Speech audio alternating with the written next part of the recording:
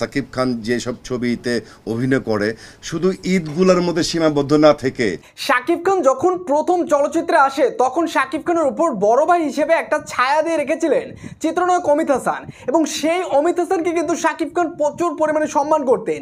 কিন্তু অমিত হাসান তিনি নিজেই তার সম্মানটাকে নিচে নামিয়ে ফেললেন। দেখেন, তিনি এখন শাকিব খানকে সুপারস্টার থেকে একজন অভিনেতা বানিয়ে ফেললেন। মানে তিনি তার নিজের সম্মানটা ধরে রাখতে পারলো না শাকিব খানের কাছে এবং শাকিবিয়ানদের কাছে, এবং এটা কিন্তু তার জন্য একটা বড় লজ্জার ব্যাপার। কারণ যে অমিত হাসান তিনি সবসময় শাকিব খানের পক্ষে কথা বলছে, শাকিব খানকে কেউ নেগেটিভ কথা বললে তাকে ধোলাই করে দিছে, সেই অমিত হাসান এখন বলতেছে শাকিব খান মেগাস্টার না, শাকিব খান সুপারস্টার না, একজন সাধারণ অভিনেতা।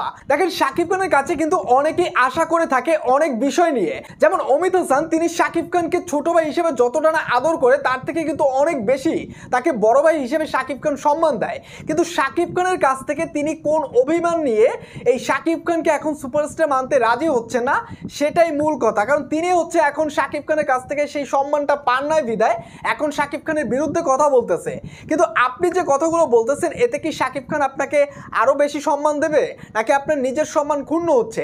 আপনি এখন আলেকজান্ডার রুবেল এদের কাতারে পড়ে গেছেন। কারণ আপনি বরাবরই শাকিব খানের ভালো চাইছেন, সেটা আমরা সকলেই জানি, আপনার ছোট ভাই। কিন্তু এই যে ইন্টারভিউর মাধ্যমে যে শাকিব খানকে নিয়ে যে কথাগুলো বললেন সেটা আসলে ভালো ছিল না। এবং একটা বিষয় আপনারা লক্ষ্য করবেন, পাশে যে একজন নায়িকা ছিলেন তিনি শাকিব খানকে নিয়ে এই মেগা স্টার সুপারস্টার প্রশ্ন করতেই তার মুখের অবস্থাটা দেখেন, এমন ভাবে এক্সপ্রেশন দিচ্ছে মনে হয় যেন তার জ্বলে পুড়ে যাচ্ছে। কিন্তু এটা সকলেই বোঝে তিনি যেগুলো ভাইরাল হবার জন্য, আলোচনায় আসার জন্য এই কাজগুলো করতেছে। যাই হোক, অমিত হাসান ভাই আপনাকে বলতে চাই আপনি নিজের সম্মানটা ধরে রাখুন।